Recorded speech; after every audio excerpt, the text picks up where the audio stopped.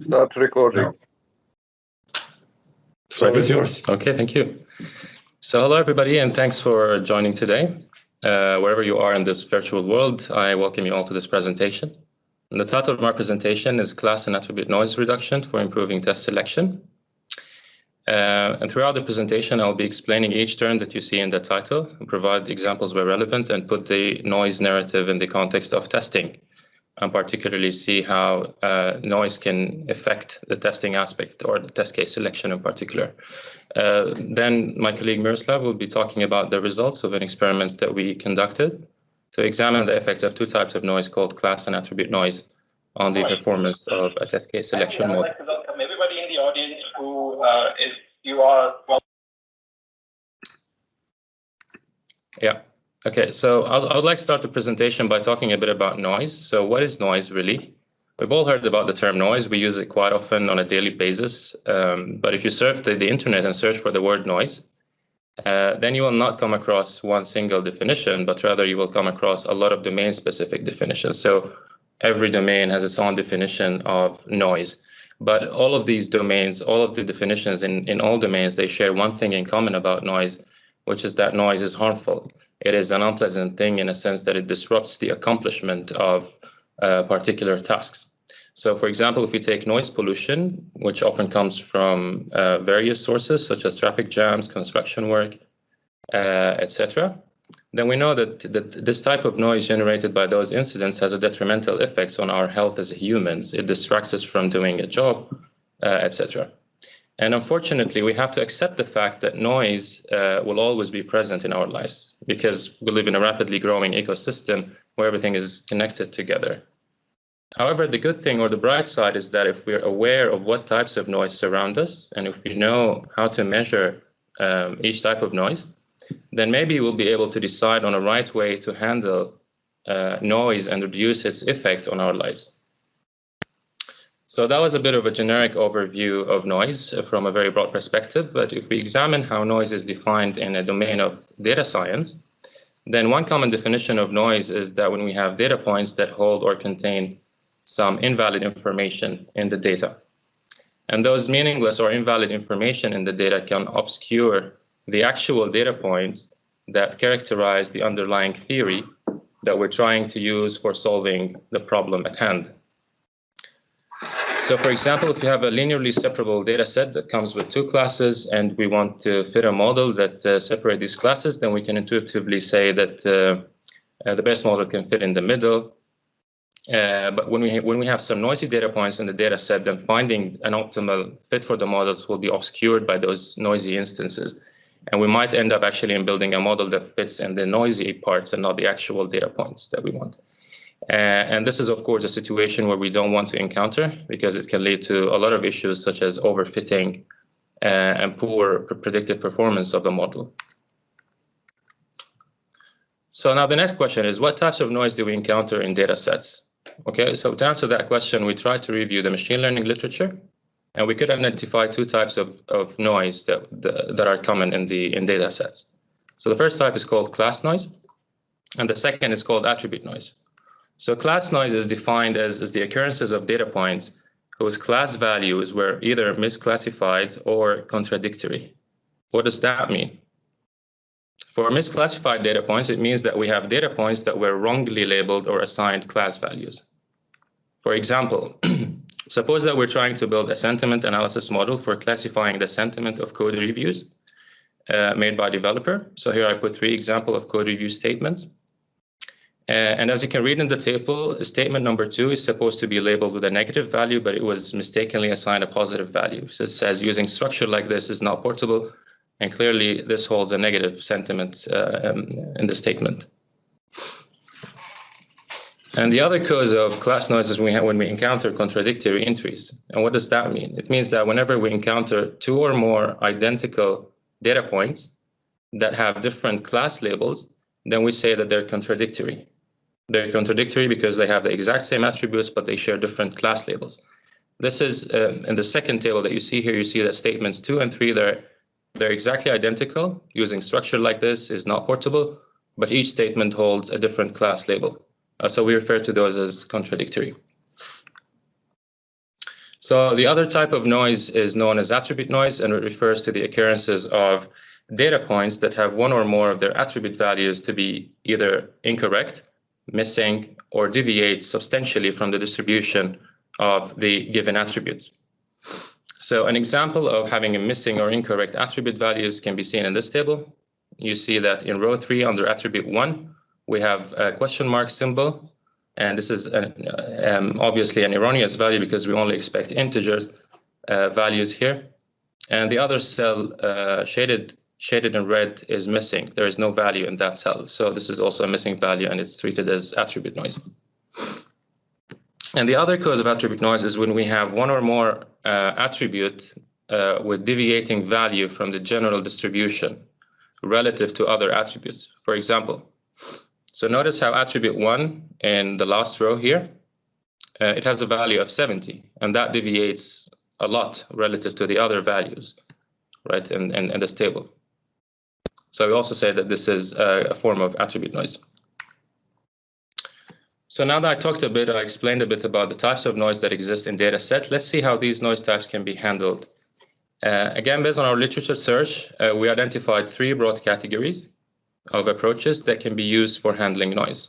Namely, these are tolerance, corrective, and elimination. And the first category, which is tolerance, it completely relies on the machine learning algorithm to handle the noise in the data set. So here in this phase, we do not actually do any pre-processing. We do not clean the data. We just leave the noise in place and rely on the tolerance of the machine learning algorithm for handling the noise. And the second category is known as corrective, and here we try to fix misclassified label values or incorrect attribute values that we have in the data. And we do that by replacing the values with what we think is correct. And the third category relies on identifying instances that come with high attribute noise. And once those observations or data points are identified, we toss them out, we remove them entirely from the data set before we use that data for training a machine learning model.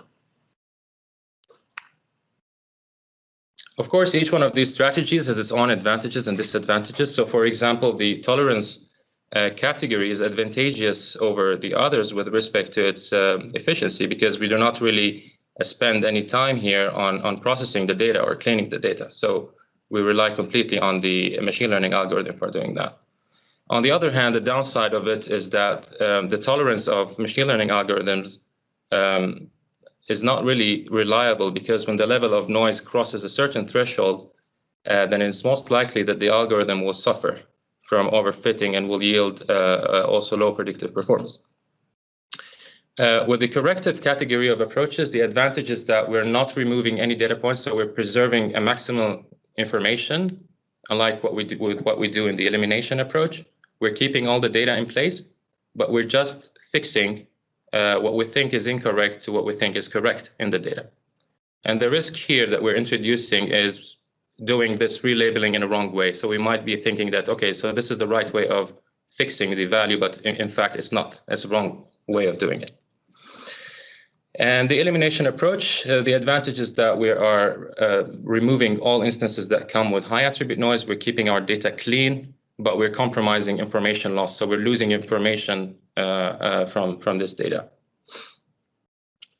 Yeah.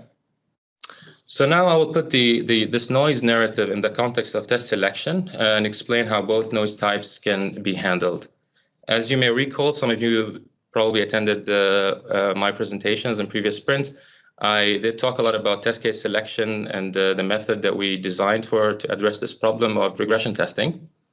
So I'm not going to spend a lot of time talking about this today.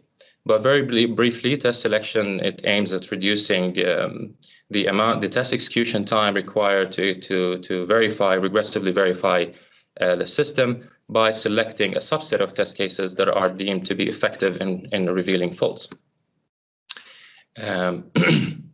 And for that, we designed, if you recall, we designed a method. It's called MeBots, method using bag of words for test selection, and it enacted 3 steps. The first of which is we extract historical code changes and test execution results, and then we map those with each other. We make the transformation from textual format into feature vectors, And then we use those feature vectors to train a machine learning model for classifying which lines in the code will trigger a test failure and which will not. So let's take an example of how class noise can appear in a data set that contains historical code changes and that we use for building a predictive model for test selection. Okay, so suppose that we have extracted the following code fragment from one build X, and then we picked a test case whose execution result failed. And we use the failed verdict of that test case to label each line of code in that fragment. And then from another build, we extracted this code fragment, and we picked another test case whose test execution passed. And then we use the passed verdict to label each line. And then according to our method, we compile these code changes that we extracted before we then make the transformation to feature vectors using bag of words. But if we take a closer look now at this data, what do we notice? We notice that lines 3 and 4 from build X are contradictory in their label values with lines 2 and 3 from build Y, right? And we said that this is an instance of class noise. We know for sure. So how do we, now the question is, how do we know how much noise do we have? How much class noise do we have in our data set? We simply just count the number of contradictory entries and divide that by the total number of entries we have in the data set. And in this example, we counted 2 contradictory entries and divided that by the total, which is 7, and we got a class noise ratio of 0.28. Okay, so now I'll move on to demonstrate an example of how attribute noise can appear in a similar data set of code changes. Suppose that we have the following 3 functions extracted from a Git repository, and assume that each function was written by a different developer. So what we can observe here is that developers 1 and 3, they opted to use the same coding style for writing case statements, while developer 2 wrote the case statements in a slightly different coding style, where he or she, they opted to append the stdc out just after the column in the case statements and not add any break lines. So we have different coding styles for writing case statements. And now if we make this transformation from code into feature vectors, this is a representation of feature vectors for the case statements you can see in this table. And notice how the lines shaded in gray, they correspond to those case statements written by developer 2. Notice how they deviate from the rest of the lines in the table in the third, in the other attributes. Okay, so we refer to these lines to contain higher attribute noise than the other because they contain wider deviation in their attribute values. Okay, one example of an existing approach from the literature for detecting observations that come with high attribute noise is called pandas, and it stands for Pairwise Attribute Noise Detection Algorithm. This approach belongs to the elimination category. If you recall, we talked about the category of approaches. This one is an elimination category, which means that it enables its users to identify data points that come with high attribute noise value, and then it leaves it up to the user to decide how many of those data points or observations the user wants to toss out or remove from the data. And now I'll explain how this algorithm works, and then Miroslav will take over to explain the experimental setup in which we applied this algorithm to examine its effect on the performance of a machine learning model for test selection. So as the name of the algorithm implies, the algorithm works by comparing each pair of attributes with one another and computing a standardized score that corresponds to the distance between values in each pair of attributes. So first, we start by computing the mean and standard deviations of one of the attributes. And in this example, it's attribute 1. And then for each value in attribute 2, we compute a standardized value or standardized score using the formula shown here in bullet point 2. And then we repeat the same procedure for each pair of attributes in the data. Okay. After we're done with the comparison between all pairs of attributes, we'll have the end result will be like a table like this that contains a standardized score for each attribute value. And each value you see here under the noise score column, it corresponds to the highest standardized score in an observation.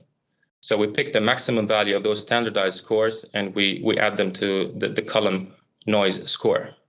And the final step is to sort this table by noise score in a descending order in order to get an ordered list of observations that are ranked from the highest to the lowest attribute noise score.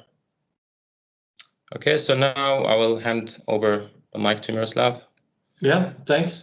So that's roughly how it works. You can flip the slide to the next one if you want to. So it's in theory great, but Khaled did a number of experiments to look into what kind of impact this noise reduction really has on the data. So he took the data he had from previous studies with a lot of test cases and lines of code and randomly selected the subset. Now, the reason why this random selection was so important was because the algorithm to run it on the entire data set on 800 attributes or 2,000 something. 400. Yeah. What was it we talked about? 160 days or so, right? Yeah. So it was completely, unfeasible to even run on the experimental setting. So we randomly chose some of those. And then we systematically chose the level of noise. So first of all, we had a clean data set. And then we introduced 5%, 10%, 15%, and so on, up to 50% noise to study whether these noise reduction techniques would essentially help us to increase precision, recall, and F-score. If we go to the next slide, so here is roughly the results, right? And the results basically show that, so this is the class reduction noise, right? Or no, this is the attribute noise. The attribute. Yeah. So for the class reduction noise, we actually had very good results. So reducing these inconsistencies, if I remember correctly, somewhere at the 40% of noise, it actually made sense. If you had less than 40% noise in your data, and in the paper that Khaled wrote, we have the precise way of measuring that level of noise. So if you had less than 40%, it actually didn't really change much for the predictions. Over here, this class removal versus class plus attribute removal noise, it actually shows that there's not much difference between different noise levels. I mean, of course, there are some differences in the middle diagram on the recall in certain tapes, but it's difficult to say at the moment if those are caused by just the sample that was used, just by which particular attributes were randomly chosen, or whether that was the real impact of the algorithm, so to say. So if we move to the next one, what we basically observed, and here is the ugly truth about this, in my opinion, is that if you have noise and if you use class reduction algorithm, you curate a data set. I think 40 here, actually 30%. Then it actually makes sense because it increases parameters across the board. So precision increased from 44 to 81%, recall from 17 to 87%, and F-score from 25 to 84%. So that's quite high. So the improvement is quite big. But if you take both class and attribute noise reduction techniques together, then what you really get is not really as much. Okay, if you take precision, the first part, we get increase from 44% to 52%. So there is some increase. But compared to just class noise correction, it's actually decrease. And those results are true across the board. The numbers, of course, different, but it's true. And when we look at the data and started to brainstorm a bit with Khaled, I think we came up with the result that the attribute noise reduction techniques essentially reduce the entropy of the data. So when you take away some of that noise, you essentially don't really know if you're taking noise out of the data or if you're taking information that's important. And this study shows or indicates maybe that you essentially take away something more than just noise if you do attribute reduction. So in our case, this is, of course, the first study that Khaled did, and you're working on a study of looking the same thing at the reviews data and other type of data sets. But it looks like the results are the same. So if we just take the class noise reduction technique, you get a very high increase in those parameters. But if you reduce attributes, you're actually losing something. But I wouldn't say that this is the outcome that you say that, oh, let's then just skip the attribute noise reduction completely, because this is one technique, the pandas technique. But maybe there are other techniques that we are looking for that will actually essentially help as well. Because when we do we have a next slide about this, or yeah? Because when we actually do the reduction, and Khaled had a slide about those 3 type of strategies, if we tolerate, if we correct, or if we remove, we essentially change in the data set. So if we are making a correction in the data set, we are risking that we are actually introducing information that's not there. For example, if we have a line of code that is contradictory, sometimes it's positive, sometimes it's negative, and we change that to positive or negative across the board, that means that we have lost some information. Maybe that line of code should be classified into a third class, like undecided or something else, to preserve the entropy of the information in there. And that's something that we intend to work on a bit more, and Khaled will do that in those next experiments, I think. And now that brings us to the summary. As I basically said, that the problem is actually more complex than one would think.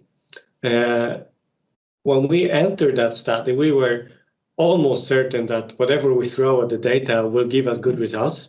So we'll be able to reduce the size of the data set. Because if you look at the size of the data sets from the testing, I mean, those could be gigabytes of data quite quickly.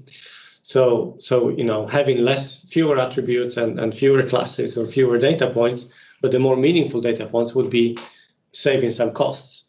But turns out that it's not as simple as that.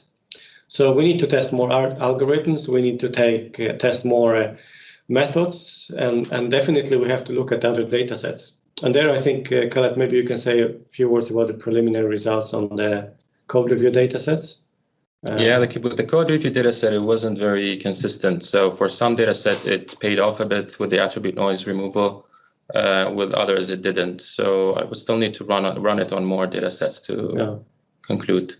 Yeah, but then the ones that had a lot of attributes were also big, right? Yeah. So yeah. All right.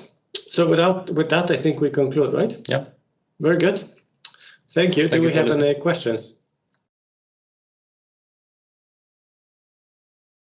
Maybe I stopped recording for questions.